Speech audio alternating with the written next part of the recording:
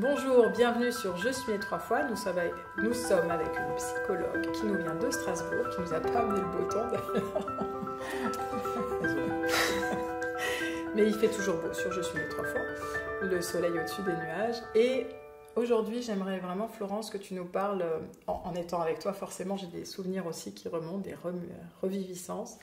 Et je pense à un jour où j'étais au CMCO avec toi et une infirmière m'appelle et me dit « Il faut absolument que tu passes en chambre parce qu'il y a une dame qui pleure. » Et heureusement, ce jour-là, je devais être bien, je sais pas quoi. Et je lui dis « Mais est-ce qu'il y a une... » Voilà.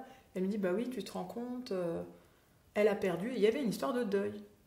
Et je dis « Bah alors, je comprends que j'irai la voir, mais là, maintenant, juste... Enfin, elle pleure. » Elle me dit « Bah oui. Bah, faudrait peut-être qu'elle arrête de pleurer. » Nous en sommes où par rapport à cette histoire de il faut pas, même par rapport au monde émotionnel en fait? Mais il faudrait pouvoir exprimer ses émotions, mais encore faut-il qu'il y ait quelqu'un qui les accueille.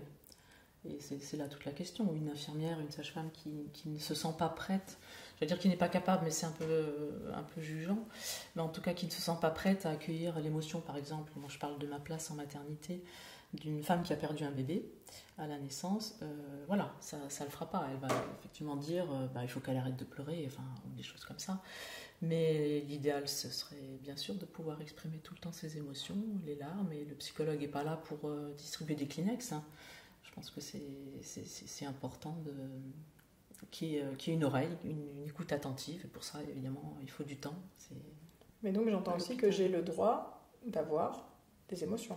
Mais oui, ça devrait être évident. Ça ne l'est pas forcément, puisque voilà, on dit encore aux enfants arrête de pleurer. On les gronde quand ils sont en colère. Il faudrait pouvoir leur dire vas-y, exprime ton émotion. Pleure un bon coup, ça ira mieux après. Et après, on parle. Voilà. Bon, on est encore beaucoup dans ce modèle éducatif. Il y a quand même beaucoup de films de science-fiction où même l'idéal, ça serait une société où il y a une médication ou quelque chose qui abrase au niveau émotionnel et il y a comme ça quelque chose qui nous fait un peu froid dans le dos, qui fait un peu... un peu troupeau. Tout le monde pareil, on pense la même chose, on vit la même chose et on est sur quelque chose de comme ça. Moi j'entends beaucoup de patients qui me disent oh là là, en ce moment c'est comme ça. J'ai envie de dire tant mieux. Si c'est pas comme ça, si ça remonte et si ça va pas trop bas, et souvent je dis mais oui, mais sur un chemin plus long c'est comment?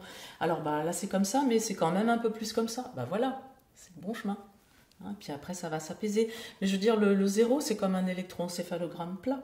Hein, c'est exactement pareil, c'est le bip. Hein, il se passe plus rien, il n'y a plus d'émotion. Il faut qu'il y ait des émotions. Évidemment, quand elles sont extrêmes et qu'on en souffre, il y a aussi des choses à faire. Tu me parlais hors champ caméra de la Ritaline, que tu étais surprise du nombre de médications pour pouvoir justement maintenir ce... La Ritaline et puis tous les médicaments antidépresseurs, anxiolytiques. Alors, n'imaginez pas que je suis anti-médicaments. Je pars de l'idée que moins on en prend, mieux c'est, mais pour tout le monde et je dirais pour toutes les pathologies, pour tous les médicaments.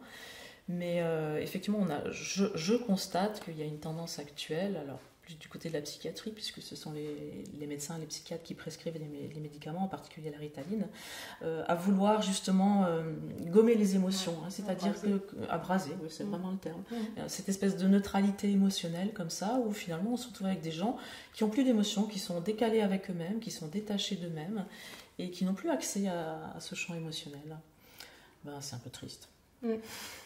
Donc, oser avoir des émotions, prendre le temps parfois de s'autoriser à les vivre et en parler après, j'ai trouvé ça... Voilà, surtout en parler. Et puis quand c'est trop extrême, oui, bien sûr qu'il faut consulter. Il ne s'agit pas de dire non, je ne prendrai jamais de médicaments et puis d'être au bord du suicide ou voire plus. C'est pas... Mais tout se parle. Tout se parle vraiment? Tout se parle, oui. Tout. Oui, ça ne veut pas dire que tout doit être dit, mais tout se parle. C'est pas la même chose. Tu peux nous dire la différence?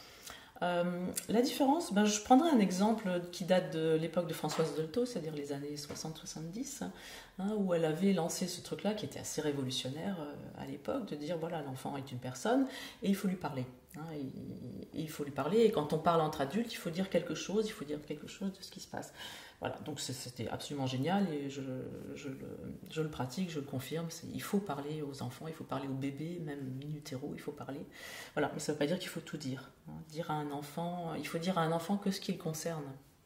Et ça a été... il y a toujours des gens qui font pas comme il faut, qui n'ont pas vraiment bien compris la consigne. Parce que c'est très large et ça donne beaucoup de liberté de dire il faut parler aux enfants, ça ne dit pas ce qu'il faut dire. Mais voilà, on se retrouvait avec des parents qui disaient, voilà, et ton père, il a laissé traîner ses chaussettes, et machin, et puis on s'est disputé avec mamie, enfin, des trucs qui ne les regardaient pas. Hein. Par contre, de dire à un enfant, ben voilà, quand j'ai accouché de toi, j'ai eu très peur de te perdre, c'est très important. Même si ça paraît... De prime abord, il y a des parents qui me disent mais c'est violent, je peux pas lui dire. Oui, puis d'abord, il comprend pas parce qu'il est trop petit, ou bien c'est fini, c'est passé, tout le monde va bien, on est tous vivants, donc où est le problème, hein. Oui. On passe à autre chose, il faut oublier. Non, l'enfant, il n'oubliera pas parce qu'il y est aussi passé dans cet émotionnel maternel, justement, de la peur de le perdre. Donc pas tout dire, mais tout peut se parler. Tout peut se parler, oui. Non, il faut pas tout dire. Il y a des choses qui ne regardent pas les enfants, la sexualité de leurs parents, ça ne les regarde pas. Par exemple. C'est clair. À très bientôt sur Je suis née 3 fois.